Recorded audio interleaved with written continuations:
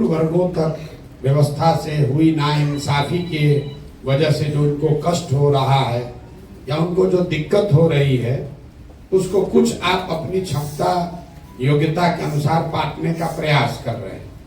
मैं civil society की भूमिका ऐसे ही देखता हूं। हम खुद सिविल सोसाइटी में 10 बरस तक काम किए। हमने अपने जीवन की शुरुआत ही संयुक्त राष्ट्र संघ से की है और 10 बरस तक स्वास्थ्य और शिक्षा के क्षेत्र में बहुत काम किया। बहुत काम मतलब बहुत बड़ा कुछ नहीं किया, रात दिन वही करते थे, उसी से जीविका चलती थी। यहां भी किए, अमेरिका में भी रहे, उसके बाद अफ्रीका में भी हमने 5 साल काम किया। तो पीछे एक जो सज्जन उठकर बोल रहे थे और आप लोग सब टॉलरेंस की बात करने वाले लोग, देखिए कथनी और करनी में कितना फर्क है। टॉलरेंस पर बड़ा बड़ा लेक्चर देने वाले सिविल सोसाइटी के लोग, आपका साथी एक पीछे से खड़ा होकर बोल रहा है कि भैया सब एनजीओ बंद कर देना चाहिए, इतना अच्छा व्यवस्था हो कि एनजीओ काम न करे, तो 2 मिनट में यहां से हुटिंग जारी हो गई। आप अंदाजा लगाइए कि जो सत्ता में बैठता है उसका दिमाग क्यों खराब हो जाता है, क्योंकि टॉलरेंस जितना आप भी वहां सत्ता में बैठिएगा कुर्सी पर, आपको भी किसी का दूसरा मत सुनने का दम नहीं। आप वही सुनना चाहते हैं जो आप सुनना चाहते हैं। दूसरे पर दोष देना बहुत आसान है। भाई साहब ने कहा कि मैं बहुत अपमानित फील कर रहा हूं कि 2 घंटा आप लेट आए हैं। बात तो ठीक है, मुझे क्षमा मांगना चाहिए। 1 बजे की बात हुई थी, हम 1 बजे से यही बैठे हुए हैं, बगल में बैठक चल रही है। आप लोग के भी जुटने में समय लगा, फिर मुझे लगा कि 2 बज गया है तो आपको खाना खा लेना चाहिए। आप 2 घंटे इंतजार कर रहे हैं, आपको अपमानित जरूर लगा होगा, लेकिन आप दशकों से एक अपने बच्चों के लिए अच्छी व्यवस्था बने उसका इंतजार कर रहे हैं, उसमें आपको कोई अपमान नहीं लग रहा, उसमें कोई अपमान नहीं लग रहा। यहाँ पर जितने लोग आप आए हैं, आप लोग सब ग्रामीण क्षेत्रों में, कई लोग शहरों में, जो डिप्राइव्ड कम्युनिटी है, अपने आप को वंचित बताता है। आपके जो लिखे हुए सवाल सब मैं पढ़ रहा था अभी, कि आप ये दावा करते हैं कि समाज में जो कमजोर है, वंचित है, पीछे छूट गया है, आप उसकी मदद के लिए काम कर रहे हैं। चाहे वो जमीन एक्विजिशन का मामला हो, किन्नरों का मामला हो, पढ़ाई हो, एजुकेशन है, आप दावा कर रहे हैं कि आप उसमें उनकी मदद करते हैं, उसके लिए काम कर रहे हैं। हम भी पिछले 2 बरस से गांव-गांव घूम रहे हैं। आप तो लोगों की मदद कर रहे हैं, हम मदद नहीं कर रहे हैं, लेकिन लोगों को जाकर देख सुन समझ रहे हैं। 5300 से ज्यादा गांव में हम पैदल चल के गए और एक सवाल जो मैं हर गांव में, हर सभा में करता हूं कि भाई ये बताइए कि बिहार में और कुछ हो या न हो, आपके गांव पंचायत में पढ़ाई और रोजगार की व्यवस्था होनी चाहिए या नहीं होनी चाहिए। मैं आपको बिहार के समाज का अपना अनुभव बता रहा। 100% लोगों ने, चाहे वो किसी जाति का हो, धर्म का हो, पढ़ा लिखा हो, अनपढ़ हो, गरीब है, अमीर है, हिंदू है, मुसलमान है, महिला पुरुष, सब लोग हाथ उठाकर कहते हैं कि न भैया और कुछ हो चाहे नहीं हो, पढ़ाई रोजगार तो निश्चित तौर पर होना चाहिए। मैं 2 बरस पैदल चलने के बाद ये आपको दावे के साथ कह सकता हूं कि बिहार में कोई ऐसा गांव नहीं है जहां सारी चर्चा के बाद लोगों को अगर विकल्प दिया जाता है कि बताओ 1-2 काम जो होना चाहिए वो क्या होना चाहिए, लोग कहते हैं रोजगार, पढ़ाई होना चाहिए। उसके लिए प्रशांत किशोर और किसी एनजीओ की जरूरत नहीं है, लेकिन उसको ये मालूम नहीं है कि जवाब देने के बाद दूसरा सवाल क्या होगा। फिर मैं लोगों से पूछता हूं कि अपने अपने बच्चों के सर पर हाथ रखकर बोलो कि आप में से किसने जीवन में एक बार भी पढ़ाई और रोजगार के लिए वोट किया है। और उसका परिणाम सुनिए, आज तक 5300 गांव में एक आदमी भी एक आदमी भी हाथ उठाकर नहीं कहा कि हमने अपने बच्चों के पढ़ाई रोजगार के लिए वोट दिया है। हम आपका हाथ नहीं उठवाएंगे, लेकिन आपके लिए दावा कर देते हैं यहाँ बैठा हुआ शिक्षा के क्षेत्र में काम करने वाले, लाइवलीहुड के क्षेत्र में काम करने वाले लोगों ने भी अपने बच्चों के पढ़ाई रोजगार के लिए कभी वोट नहीं दिया है। आपने भी नहीं दिया है, काहे ज्ञान दे रहे हैं? इतना ज्ञान मत दीजिए, ये ज्ञान आप भी मत दीजिए। बड़ी बड़ी बात आप भी कीजिएगा, अब फिर यहाँ से निकल के जाइएगा तो आपको भी हिंदू मुसलमान दिखेगा, आपको भी कुशवाहा यादव ब्राह्मण दिखेगा, आपको भी मंदिर मस्जिद दिखता है, आपको भी 5 किलो अनाज दिखता है, आपको भी मोदी का सीना 56 इंच का दिखता है। तो मेरे भाई, आप चाहे पढ़े लिखे हैं या बेवकूफ, सिविल सोसाइटी से जुड़े हैं या सिविल सोसाइटी से फायदा उठा रहे हैं, हर आदमी यहाँ वही गलती कर रहा है जो सामान्य आदमी कर रहा है। इसीलिए हम लोग इस दुर्दशा में जी रहे हैं। और हम आपसे मदद के लिए नहीं बुलाए, ना हम आपकी कोई मदद करने वाले। कोई बता रहा है पीछे से, अभी हम उस पत्र में भी आपके सवाल में देखे, किसी ने लिखा है कि आप इतना पैसा खर्चा करके पैदल चल रहे हैं, कुछ पैसा हम लोग को देते तो हम लोग ज्यादा असर दिया है।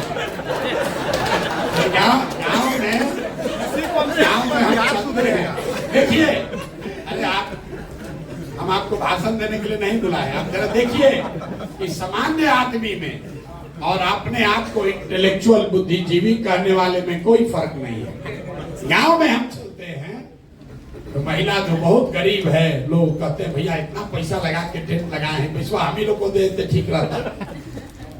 तो उसको बताते हैं कि तुम्हारी मदद क्यों नहीं करेंगे, कि भाई अगर तुम्हारी मदद कर भी दे, एक दिन मदद करेंगे, दूसरे दिन फिर हाथ फैलाना पड़ेगा। तो सिविल सोसाइटी का भी वही हालत है, देख रहा है कि जब सुराज में इतना पैसा खर्चा हो रहा है, तो लिख के हमको सुझाव दिया पैसा हम ही लोग को दे दीजिए, तो सरकार को छोड़कर आप ही का धंधा हम लोग उठा लें। तो मेरे भाई, आपको पैसा देने के लिए नहीं बुलाए हैं, हम वो व्यवस्था बनाना चाहते हैं जहां आपको अपनी योग्यता, काबिलियत और समाज की जरूरत के हिसाब से संसाधन और प्रशिक्षण दोनों चीज मिले, ताकि आप समाज के कुछ लोगों का भला कर सके, समाज में सरकार के साथ मिलकर कुछ कर सके, सरकार और आपका आपस में वैमनस्यता न हो। ये इसलिए नहीं आप एजुकेशन में काम कर रहे हैं क्योंकि एजुकेशन व्यवस्था खराब है। ये बात लड़का जो कह रहा था पीछे, वो ठीक है, कहने का उनका तरीका अलग है। होना तो यही चाहिए कि पढ़ाई हो रही हो, और सिविल सोसाइटी की भूमिका ये है कि गुणवत्ता में और बेहतर सुधार करने में आप काम करें, न कि स्कूल में किताब बांटने के लिए काम करें। तो लड़के की भावना में कोई कमी नहीं है। सारा एनजीओ वाला क्या करते हैं, हमारा धंधे बंद कराने का बात कर रहे हैं। हम लोग रोजगार की बात कर रहे हैं तो हम लोग सबको बेरोजगार करने का बात कर रहा है।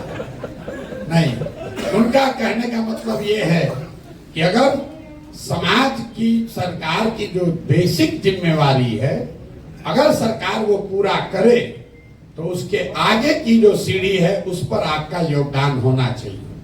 लेकिन जो भी हो, बिहार की जो स्थिति दुर्दशा है उससे आप और हम वाकिफ हैं। भाई साहब कह रहे हैं कि सीमांचल में बड़ा हालत खराब है, तो आप हमको बताइए मिथिलांचल में कौन बढ़िया है, चंपारण छपरा में कौन बढ़िया है कि सीमांचल का चिंता कर ले। हम पैदल चलते हैं, हर आदमी यही कहता है भैया पूरा बिहार बहुत गरीब है, पूरा बिहार में मधुबनी सबसे गरीब है, मधुबनी में बिस्फी सबसे करीब है। फिर वहां से दरभंगा गए तो कहता भैया पूरा बिहार में बहुत परेशानी है, लेकिन सबसे ज्यादा परेशानी दरभंगा में है, दरभंगा में भी सबसे ज्यादा परेशानी केवटी में है। जो जहां रह रहा उसको लग रहा भैया हम ही परेशान हैं, हम ही दबे हुए। हम आपको बता रहे पूरा बिहार इतनी दुर्दशा में जी रहा है। यहाँ प्रति व्यक्ति आय है 35,000 रुपया, 35,000 रुपया प्रति व्यक्ति आए। पटना और बेगूसराय 2 जिला को हटा दीजिएगा तो प्रति व्यक्ति आय है 25,000 रुपया साल में। उसमें धनी, गरीब, किसान, व्यापारी सब शामिल है। 100 में 80 आदमी आज भी दिन में 100 रुपया 100 रुपया नहीं कमा रहा है। पढ़े लिखे लोग भी हमको पूछते हैं ये भैया इससे कैसे संभव है कि 100 रुपया नहीं कमा रहा है, यहाँ तो मजदूरी 300 रुपया हो गया। उसको बताते हैं कि भाई एक परिवार में एक आदमी मजदूर है, पति पत्नी बाल बच्चा लेकर 5 आदमी है, मजदूरी एक कर रहा है। अगर 300 रुपया भी मिला तो दिन में उसको 60 रुपया हुआ, और 30 दिन उसको मजदूरी नहीं मिल रही है, मजदूरी मिली 15 दिन, तो प्रति व्यक्ति कितना हुआ 30 रुपया। 100 में 80 आदमी बिहार में 100 रुपया भी प्रतिदिन नहीं कमा रहा है। अब हम लोग बात कर रहे हैं कि मिथिलांचल ज्यादा खराब है कि सीमांचल ज्यादा खराब है। भैया पूरा बिहार ही खराब है, इसलिए एक नए प्रयास की जरूरत है। अब आपने कुछ लोगों ने सवाल किया है जन सुराज पर काहे भरोसा करें भाई, आप अलग क्या कीजिएगा, बहुत लोगों ने लिख कर दिया है। ये भी बात ठीक है, लेकिन इससे ज्यादा बेवकूफी वाला कोई सवाल भी नहीं हो सकता है। लोग हमसे पूछता है कि भैया ठगी, आप हम मदद करने आए हैं लेकिन आप नहीं न ठगिएगा। अब आप बताइए कि हम शक्ल से इतना बेवकूफ दिखते हैं कि अगर हमको ठगना है तो पहले कहेंगे कि ठगेंगे। मतलब ऐसा कौन धरती पर बेवकूफ है जिसको ठगना है वो आकर ये कहे कि भैया हम तुमको ठगेंगे, और फिर लोग ठगा जाएगा। जो हिंदी में शब्द है विश्वासघात, पहले विश्वास है फिर घात है। अगर आप विश्वास करोगे तभी तो घात होगा। रोड पर चलने वाला आदमी आप पर घात नहीं कर सकता। तो ये सवाल ही बेमानी है कि आप पर कैसे भरोसा करें, करें कि न करें। लेकिन आपके पास भरोसा करने के अलावा चारा है कि नहीं, ये जरूर पूछना चाहिए। मान लीजिए कि किसी को आप जानते हैं जिसको ला इलाज बीमारी हो गई, 2-4-5 वर्ष से उसका इलाज चल रहा है, उसमें सुधार नहीं हो रहा। अंग्रेजी में उसको हम लोग कहते हैं पैलिएटिव केयर, मतलब रोग खत्म नहीं होगा, आपका जीवन ठीक ठाक चलता रहे, इसके लिए ट्रीटमेंट होता है। डॉक्टर साहब से जाकर आप पूछ रहे हैं अरे भाई ये तो सुधारिए नहीं रहा, डॉक्टर ने कह दिया इलाज बीमारी है, इस पर अब कोई दवा काम नहीं करेगा। फिर एक दिन आप डॉक्टर साहब के पास पहुंचे, किसी ने बताया, डॉक्टर साहब ने, कि देखो एक दवा आया है नया, अभी ट्रायल में चल रहा है, हम गारंटी नहीं दे रहे हैं, लेकिन अगर आप अनुमति दोगे तो ट्राई करके देखते हैं, 50% सफलता मिल भी सकता है, नहीं भी मिल सकता है।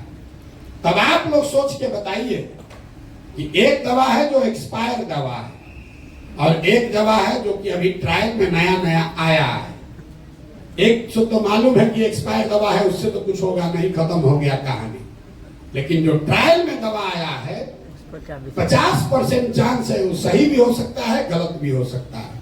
तो आप सारे बुद्धिजीवी लोग मिलकर क्या निर्णय लेंगे कि भैया चलो कम से कम 50% तो चांस है, तो जब सुराज वही 50% चांस है, क्योंकि जो यहाँ पहले से व्यवस्था है वो तो पूरा एक्सपायर है।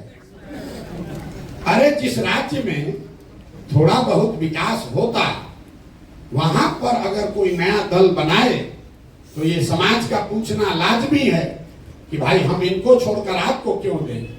बिहार के आदमी को तो पूछना ही नहीं चाहिए क्योंकि आपके पास तो कुछ है नहीं है। जो पहले से 3 गो दल है वो आपका खून चूस लिया, दूह कर आपको खाली कर दिया। आपको तो कहना चाहिए भाई जो मिले वही कम से कम ट्राई करके तो देखते हैं।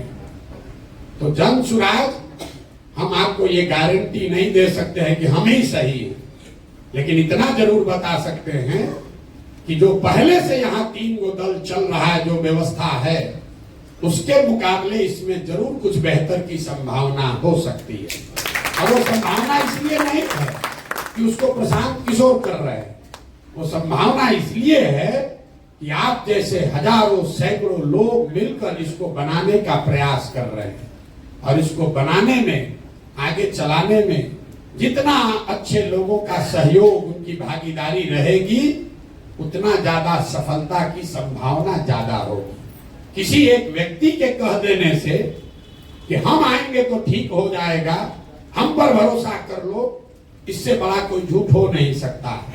पीछे से एक जेपी सेनानी साहब खड़े हुए, उन्होंने बहुत अच्छी बात भी कही हमारे लिए, जनसुराज के लिए अच्छी बात उन्होंने कही, उसके लिए आपका धन्यवाद कर रहे हैं सर।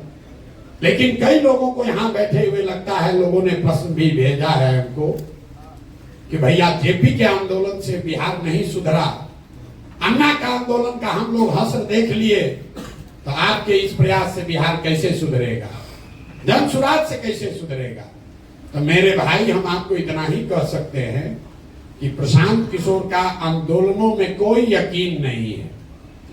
मानव सभ्यता के इतिहास को अगर आप ध्यान से पढ़ेंगे तो आपको पता चलेगा कि सिर्फ बिहार में नहीं, पूरे देश में भी नहीं, पूरे दुनिया में मानव सभ्यता के इतिहास को पढ़िए तो आपको पता चलेगा कि फ्रांस की क्रांति को अगर अपवाद के तौर पर हटा दिया जाए तो आज तक कोई भी क्रांति से मानव सभ्यता में सृजन का काम नहीं हुआ है।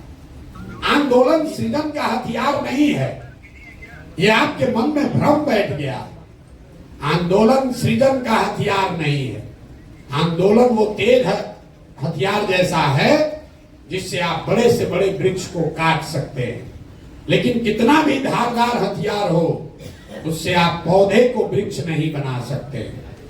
तो समाज में जो सृजन का काम है वो आंदोलन से नहीं हो सकता है। आपने देखा जेपी आंदोलन हुआ, उस आंदोलन की धार इतनी थी कि तब की सत्ता में बैठी इंदिरा गांधी को सत्ता से हटा दिया गया। अन्ना आंदोलन का प्रभाव ये हुआ कि यूपीए की सरकार हट गई, लेकिन जेपी के आंदोलन से नए बिहार, नए भारत का सृजन नहीं हुआ। क्यों नहीं हुआ? क्योंकि वो आंदोलन सृजन के लिए नहीं था, वो आंदोलन उस समय के सत्ता में बैठे हुए लोगों को हटाने के लिए था। जनसुराज में हम किसी को हटाने का प्रयास नहीं कर रहे। हम लोगों ने 2 बरस में कोई धरना, प्रदर्शन, बंद नहीं किया, किसी की मदद नहीं की, कोई घेराव नहीं किया, किसी के खिलाफ कुछ नहीं बोले। समाज को जाकर एक रास्ता बताने का प्रयास किया कि क्या करने से तुम्हारी व्यवस्था, तुम्हारी गरीबी दूर हो सकती है। और गरीबी दूर होने का 3 ही रास्ता पूरे दुनिया में विद्वानों ने बताया है। 3 ही रास्ता है गरीबी से निकलने का। एक रास्ता है पढ़ाई, दूसरा रास्ता है जमीन, और तीसरा रास्ता है पैसा, पूंजी। अगर आप पढ़े लिखे हैं, आपको नौकरी हो जाए, तो नौकरी न भी हो, कोई रोजगार भी करने लगे, तो आपकी गरीबी इसी बिहार में, इसी मिथिलांचल सीमांचल में जो लोग पढ़ लिख कर नौकरी करने लगे, उनकी जिंदगी थोड़ी सुधर गई। लेकिन बिहार में 2/3 से ज्यादा लोगों को पढ़ने की सुविधा आज तक नहीं दी गई। दूसरा रास्ता है जमीन का। अगर आप पढ़े लिखे नहीं हैं, आपके पास जमीन हो, तो खेती किसानी करके भी लोगों का जीवन सुधर सकता है। लेकिन बिहार में, इतने बड़े राज्य में, देश का शायद एकमात्र ऐसा राज्य है जहां भूमि सुधार, यहां कोई काम नहीं किया गया भूमि सुधार को लेकर। नतीजा क्या है? एक आंकड़ा याद रखिए, पूरे देश में 38% लोग ऐसे हैं जिनके पास कोई जमीन नहीं है। बिहार की ग्रामीण क्षेत्र में 60% लोगों के पास जमीन है ही नहीं, तो खेती करेगा कैसे? और जो बच गए 40% लोग जिनके पास जमीन है, उस 40 में 35 आदमी ऐसे हैं जो 2 बीघे से कम के मालिक हैं। तो जो बिहार में खेती होती है, ये कमाने का जरिया नहीं है, खेती यहाँ खाने का जरिया है। आप गांव देहात में सुनते होंगे, लोग कहता है कि हम कटिया करने आए हैं, रोपनी करने आए हैं, कमाने के लिए लुधियाना जाएंगे। लोग ये बता रहे हैं कि रोपनी करने आए हैं, कमाने के लिए लुधियाना जाएंगे। मतलब रोपनी इसलिए करने आए हैं कि बाल बच्चा के खाने का जुगाड़ हो जाए, कमाने के लिए बाहर जाएंगे। तो यहाँ की जो खेती है, यहाँ का जो भूमि का जो प्रोडक्टिविटी है, वो इतना कम है जिससे लोगों का सिर्फ पेट भर रहा है। और तीसरी बात, जब आपके पास पढ़ाई नहीं है, जमीन से प्रोडक्टिव इनकम नहीं है, तो एक ही रास्ता बचा। अगर लोगों के पास पैसा, पूंजी होता, तो कोई ना कोई रोजी रोजगार हर आदमी कर सकता है। आप में से कई लोग लाइवलीहुड के फील्ड में काम करते होंगे, लेकिन बिहार में पूंजी की इतनी कमी है कि यहां सीडी रेशियो है 40%। बहुत कम लोग इसकी चर्चा करते हैं। बिहार में सीडी रेशियो है 40%, मतलब जो पैसा आप और हम बैंक में रखते हैं, बैंकों की जिम्मेवारी है कि अगर आप 100 रुपया बैंक में जमा कीजिएगा तो कम से कम 70 रुपया लोन के तौर पर समाज को उपलब्ध होना चाहिए। घर बनाने के लिए, गाड़ी खरीदने के लिए, बिजनेस व्यापार करने के लिए, खेती करने के लिए। पूरे देश में अभी सीडी रेशियो है 74%, बिहार में ये रेशियो है 40%। इसका नतीजा क्या होता है? इसका नतीजा ये है कि पिछले 30 वर्ष में बिहार से 26 लाख करोड़ रुपया, जरा समझिए, 26 लाख करोड़ रुपया आपका, हमारा, बिहार की गरीब जनता का जो यहां बैंकों में जमा हुआ, उसमें से 26 लाख करोड़ रुपया बैंकों ने बिहार से उठाकर दूसरे राज्यों में भेज दिया। आप सोच रहे हैं कि 2000 करोड़ का कोई फैक्ट्री लगाए, कोई चीनी मिल चालू करे, कोई जूट मिल लगाए। हम आपको बता रहे हैं 26 लाख करोड़ रुपया, ये मेरा आंकड़ा नहीं है, रिजर्व बैंक ऑफ इंडिया का आंकड़ा। पिछले वर्ष यहाँ बिहार की गरीब जनता ने यहाँ के बैंकों में टोटल पैसा जमा किया 4,61,000 करोड़ रुपया, और 4,61,000 करोड़ में से 70% के हिसाब से कम 2,80,000 करोड़ रुपया बिहार के लोगों को मिलना चाहिए था, रोजी रोजगार के लिए, व्यापार के लिए, घर के लिए, गाड़ी के लिए। मिला कितना? 1,61,000, 1,61,000 करोड़। बाकी पैसा कहां गया? बाकी पैसा गया आंध्र प्रदेश, गुजरात, तमिलनाडु, केरल, कर्नाटक। वहां पर सीडी रेशियो कितना है? वहां पर सीडी रेशियो है 90, 95, 100, 105। अगर आंध्रा में बैंकों में 100 रुपया जमा हुआ तो आंध्रा के लोगों को 105 रुपया कर्ज मिला। बिहार के लोगों ने 100 रुपया जमा किया तो हमको, आपको 40 रुपया मिला। आप अंदाजा लगाइए, बोलचाल की भाषा में समझिए, कहता है सीडी रेशियो क्या होता है। अगर आप जितने लोग आए हैं सबके पास मोटरसाइकिल, कार होगा, लेकिन अगर बैंक से आपको गाड़ी, मोटरसाइकिल के लिए लोन न मिले तो 90% आदमी गाड़ी, मोटरसाइकिल नहीं खरीद पाएगा। सबका लोन से ही आप मोटरसाइकिल खरीदे होंगे। वो पूंजी की उपलब्धता है कि आपके पास मोटरसाइकिल का ओनरशिप बढ़ा। जब पहले मोटरसाइकिल के लिए लोन नहीं मिलता था, गांव में 4 को 5 को मोटरसाइकिल था, अब हर महीने 1500 रुपया दीजिएगा, मोटरसाइकिल मिल जाता है। तो लोन की उपलब्धता, पूंजी की उपलब्धता से लोगों की लाइवलीहुड बढ़ी, उनकी मोबिलिटी बढ़ी। आप अंदाजा लगाइए, अगर 2.5 लाख करोड़ रुपया हर साल एक्स्ट्रा मिलने लगता तो कितने लोग अपना घर बड़ा बनाते, कितने लोग नई गाड़ियां खरीदते, कितने लोग नया रोजी रोजगार करते। यहाँ बहुत लोग अनुभवी बैठे हुए हैं। हम लोग के पिताजी के टाइम में जब घर बनता था, साल भर आप काम कीजिए, पैसा बचाइए, उसके बाद आदमी 2 कमरा बनाता है, फिर बेटा का ब्याह लगा करता है, इस पर पैसा जुगाड़े हैं, लिंटर करेंगे। लेकिन वही HDFC, स्टेट बैंक अगर आपको 20 लाख रुपया लोन दे दे तो आप पूरा घर बना लेते हैं और फिर EMI से पैसा वापस करते हैं। ये पूंजी की ताकत है।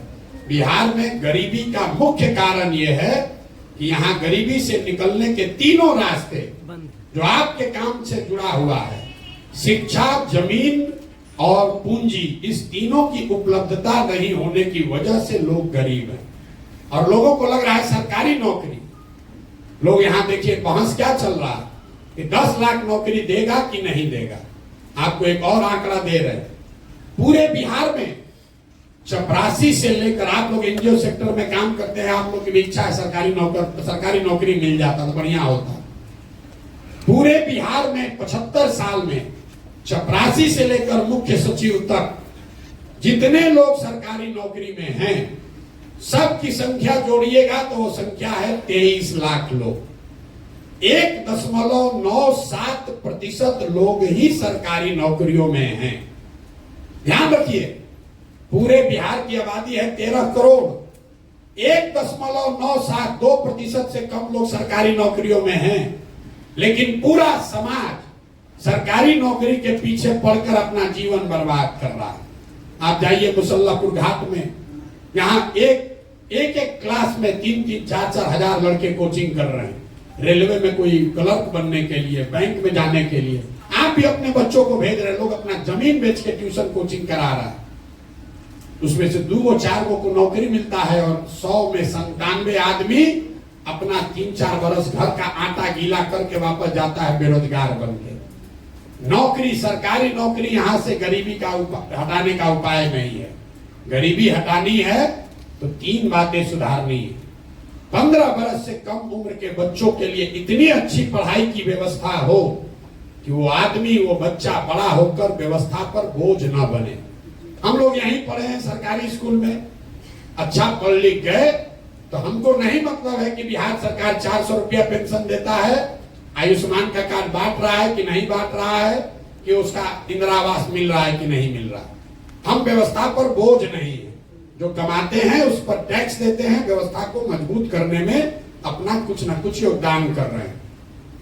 अगर इनकम टैक्स नहीं भी दे रहे हैं तो आप बड़े कंज्यूमर हैं, 20,000 30,000 रुपया कमाते हैं, खर्चा करते हैं, तो जो चीज आप खरीद रहे हैं उस पर जीएसटी लग रहा है 18%, 20%, तो समाज के प्रति आपका योगदान है।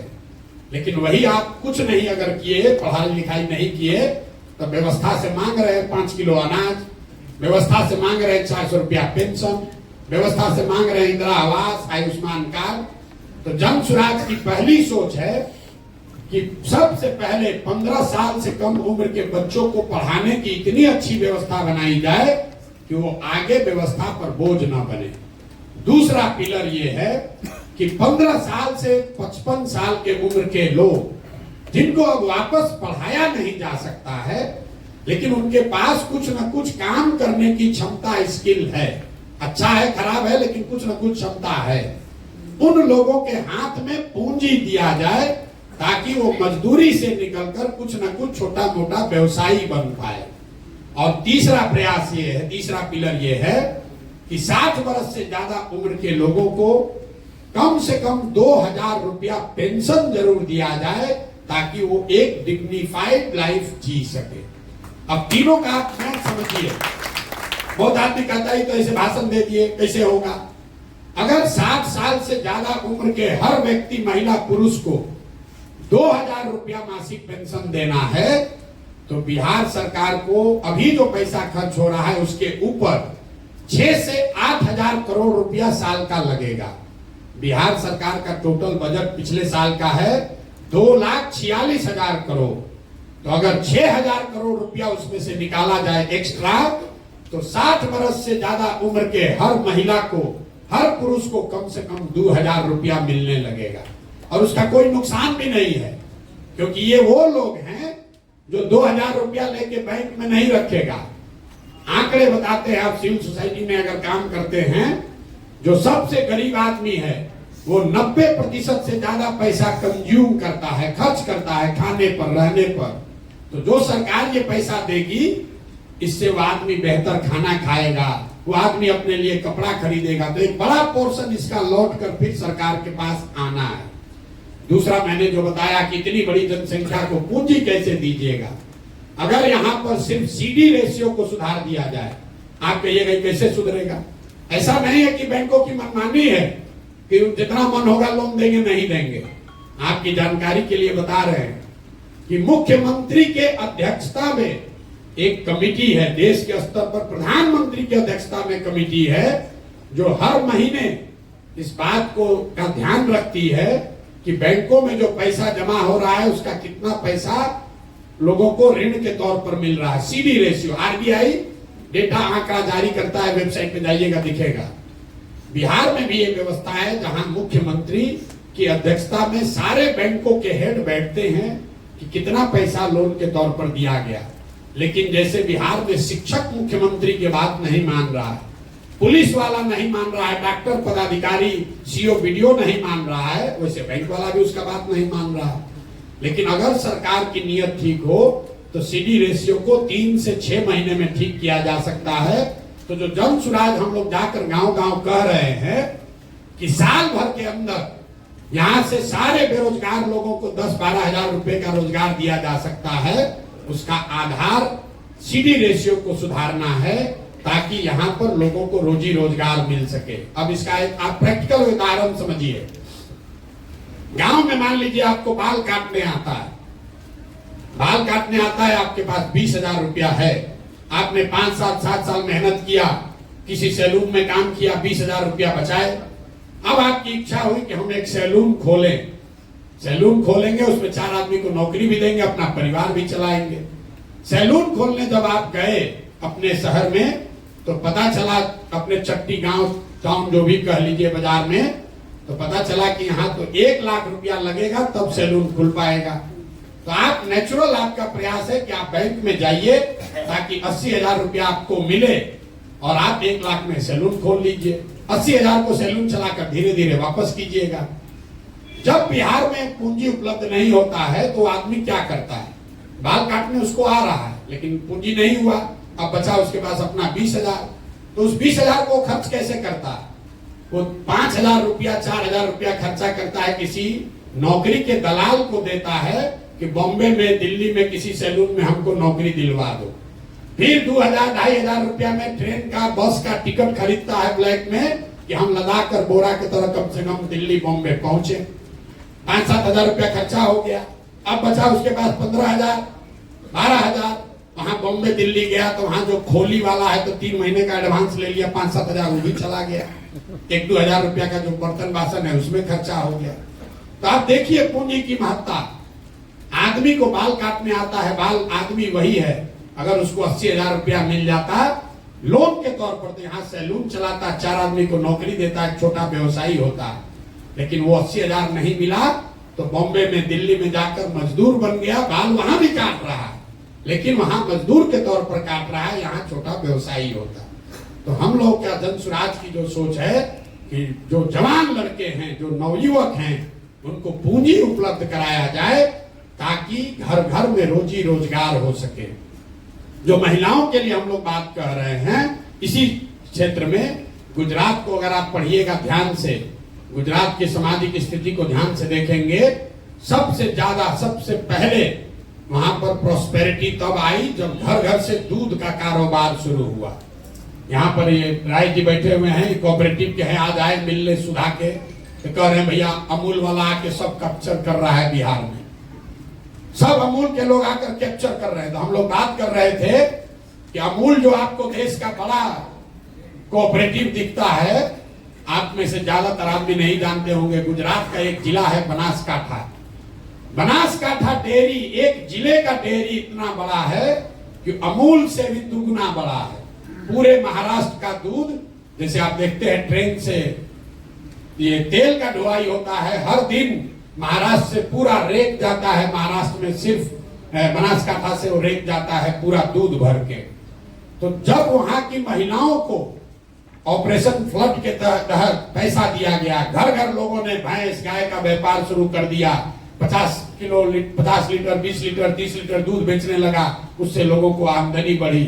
तो यहाँ पर महिलाओं को जो अभी सेल्फ हेल्प ग्रुप चला रहे हैं, जीविका के लोग, उसमें ब्याज का दर है करीब करीब 30% सालाना, क्योंकि हर महीने आपको ब्याज लगता है 2.25%। हम लोग कह रहे हैं कि नहीं, सालाना ब्याज का दर घटाकर कीजिए 4%। 4% के ब्याज के दर पर अगर महिलाओं को पैसा उपलब्ध करा दिया जाए तो यहाँ घर घर महिलाएं कुछ ना कुछ रोजी रोजगार कर पाएंगी। अब ये होगा कैसे? फिर पूछेगा पैसा कहां से आएगा?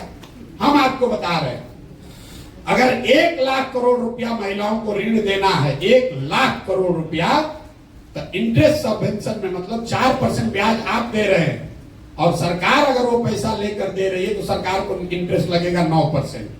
तो 5% का खर्चा या 6% का खर्चा सरकार को देना पड़ेगा। तो 5,000 करोड़ रुपया अगर सरकार खर्च करे तो उसकी ताकत पर लोगों को, समाज को 1 लाख करोड़ रुपया मिल जाएगा। और 1 लाख करोड़ का लोग अगर रोजी रोजगार करेगा तो उससे घर घर उसकी आमदनी बढ़ेगी, उससे रोजगार मिलेगा। ये सोच है हम लोगों की। तो ये जब तक ये तीनों काम नहीं होगा, शिक्षा, पूंजी और जमीन के प्रोडक्टिविटी के लिए जो हम लोग कह रहे हैं, बिहार में 1/3 जमीन उसका मालिकाना हक डिस्प्यूटेड है। अगर आप लोग गांव देहात में काम करने का अपने अनुभव का दावा करते हैं तो आपको मालूम होगा 1/3 FIR जमीन के विवाद से जुड़ा हुआ। जमीन का मालिकाना हक लोगों को पता नहीं है। अभी सरकार ने जो सर्वे अभियान शुरू किया है, ये समझिए कि घाव है उसको उखाड़ के और खराब करने का काम है। पूरे समाज में हमने पहले आदमी हम हैं जिसने कहा कि इससे पूरे समाज में घर घर में झगड़ा लगेगा, भ्रष्टाचार बहुत आगे बढ़ जाएगा। अब देखिए अभी 1 महीना हुआ है, लोग बाप बाप चिल्ला रहे हैं, और 2-3 महीना आते आते आप देखिएगा ये लैंड सर्वे को रुक जाना है।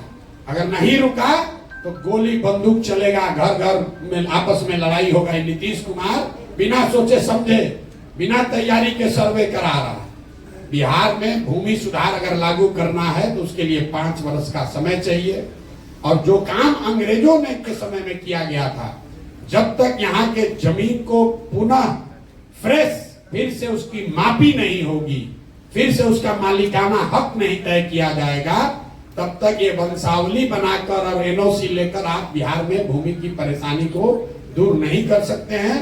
इससे समस्या और बढ़ेगी।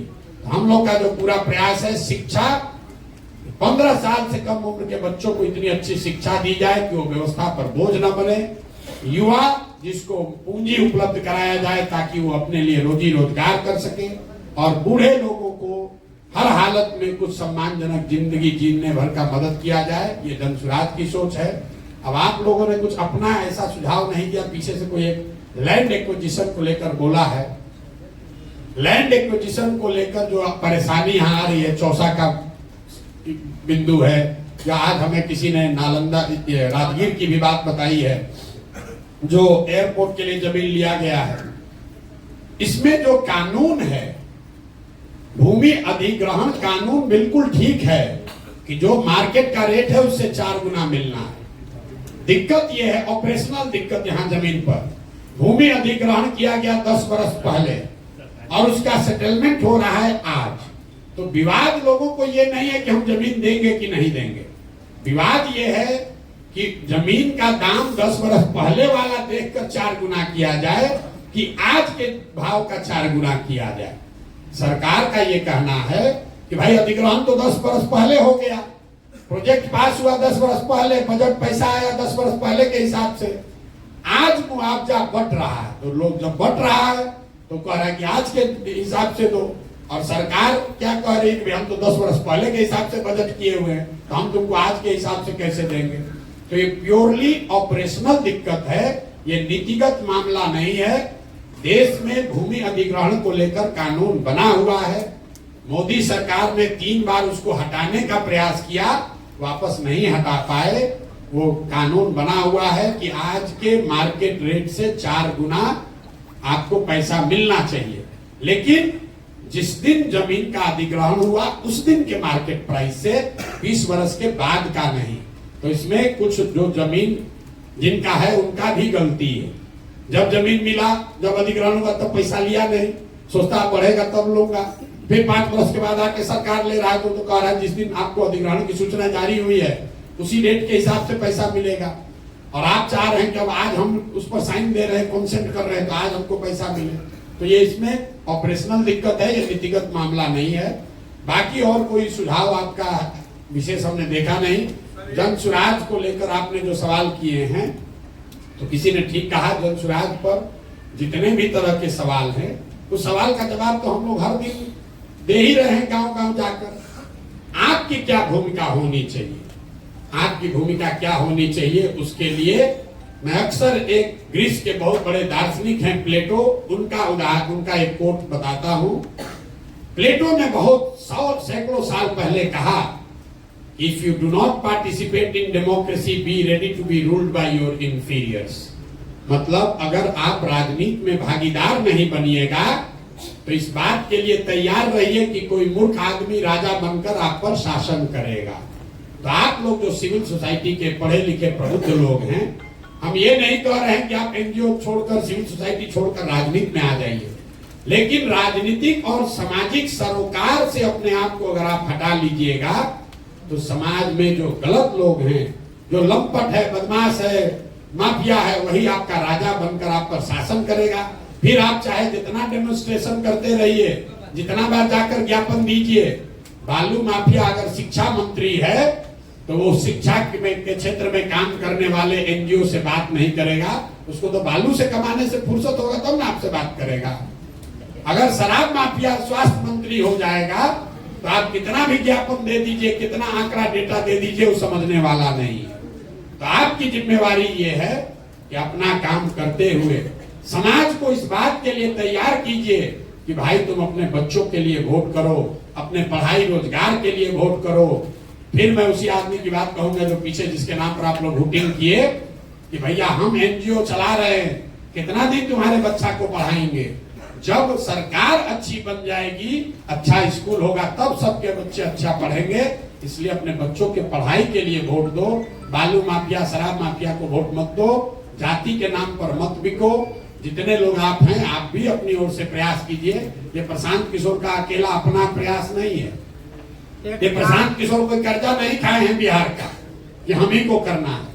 ये आपकी हमारी सबकी जिम्मेवारी है।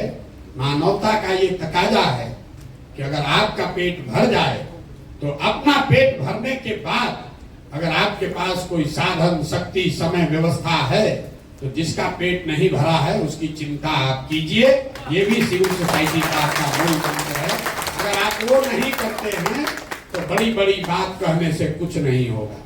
कुछ न कुछ योगदान कीजिए, थोड़ा कम कीजिए ज्यादा कीजिए। पैसा और समय ये किसी के पास अपने जरूरत से ज्यादा नहीं है। अंबानी के पास भी पैसा उसके जरूरत से ज्यादा नहीं है, तभी तो रोज बिजनेस कर रहे हैं। तो ये समझना कि हमारा पास तो पैसा नहीं है, जब हो जाएगा तब करेंगे, हमारा पास तो समय नहीं है, जब समय रहेगा तब करेंगे। तो किसी के पास समय और पैसा ज्यादा नहीं होता है। आपको अपने जीवन में तय करना है कि जो हमारे पास है इसमें से कुछ न कुछ अपने समाज के लिए, अपने मिट्टी के लिए कुछ न कुछ हम अपना योगदान करेंगे। अगर आप जुड़कर कुछ करना चाहते हैं तो आपके और आपके बच्चों के सामने आएगा। जो हम लोग हिंदू धर्म में भी कहते हैं, जो कुछ भी आप करते हैं वो आपके और आपके बच्चों को मिलना ही मिलना है, उससे कोई नहीं, उसके लिए किसी दलगत व्यवस्था की जरूरत नहीं है। भगवान में, ऊपर वाले में हम लोग का भरोसा है। आप अच्छा करेंगे तो आपके सामने, आपके बच्चों के सामने वो अच्छा बनकर आएगा ही आएगा। आप यहाँ बैठे हैं, हम यहाँ खड़े होकर भाषण दे रहे हैं। किसी व्यक्ति ने, किसी समाज ने कहीं सरकारी स्कूल, मिशन स्कूल बिहार में बनाया था जहां से पढ़कर हम यहाँ पहुंचे हैं, तब तो खड़े होकर भाषण दे रहे हैं। अगर वो स्कूल, वो मिशन स्कूल नहीं किसी ने बनाया होता तो हम भी बिहार के किसी गांव में मजदूरी कर रहे होते। ऐसा मत समझिए कि आप और हम कोई दूसरों से ज्यादा बेहतर है। हमसे, आपसे बहुत अच्छी सोच रखने वाले लोगों ने अपने अपने स्तर पर कुछ न कुछ योगदान किया है, तभी आप और हम इस सभागृह में बैठकर चर्चा कर रहे हैं। तो आपकी हमारी जिम्मेवारी है कि अगर ऊपर वाले की मदद से, दुआ से, ऊपर वाले की कृपा से इसी कुव्यवस्था में आप थोड़ा सा बेहतर हो गए हैं, आगे निकल गए हैं, तो आपकी हमारी